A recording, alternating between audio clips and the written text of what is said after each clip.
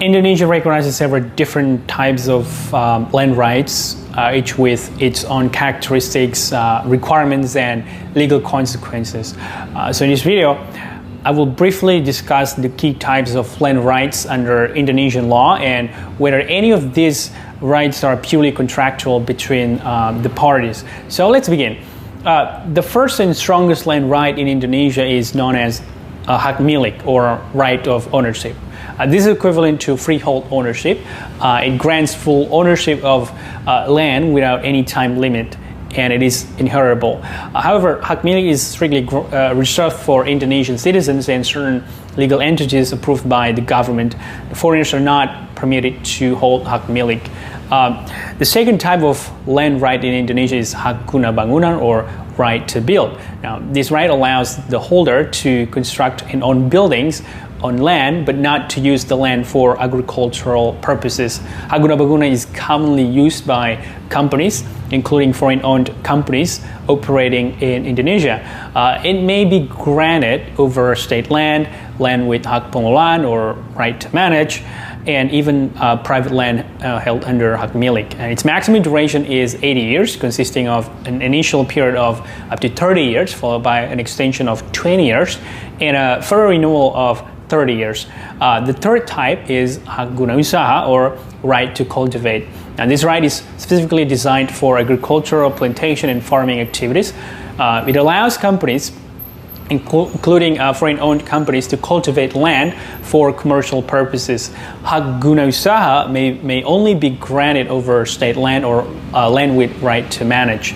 It's valid for up to 85 years, divided into an initial term of 25 years, and an extension of 35 years, and a renewal of 25 years. Now, the fourth type is hak pakai, or right to use. Now, this right allows the holder to use and benefit from the land, including the construction of supporting facilities.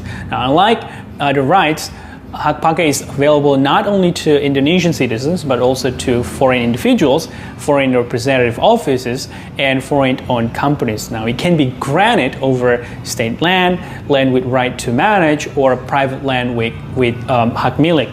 Its maximum duration is 80 years, consisting of an initial 30 years and a 20-year extension and a 30-year renewal. The fifth type of land right is hak pengelolaan, or right to manage. This right is only granted to government bodies or state-owned entities. It provides them with the authority to control and manage land, although it does not grant ownership in the conventional sense.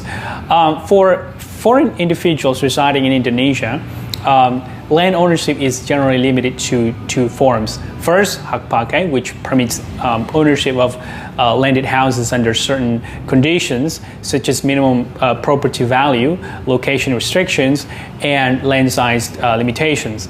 Second, hak milik atas satuan rumah susun, or strata title, which allows ownership of apartment units constructed over land with right to build or right to use, again subject to regulatory limitations.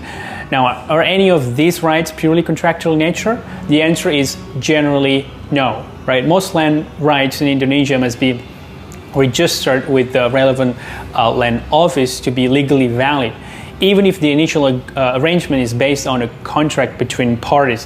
However, there is one important exception, the right to lease. This is a contractual right that allows a person to use another party's land in exchange for payment. Unlike other rights, right to lease does not require registration with the land office and is therefore purely contractual. Now, this type of land is often used by foreign individuals or foreign representative offices to rent land or property in Indonesia. So in conclusion, Indonesia recognizes several different land rights, each designed for specific purposes and subject to specific legal requirements. Well, most of these rights must be registered to have legal effect. The right to lease remains the main example of a land right that operates purely on a contractual basis. Thank you for watching.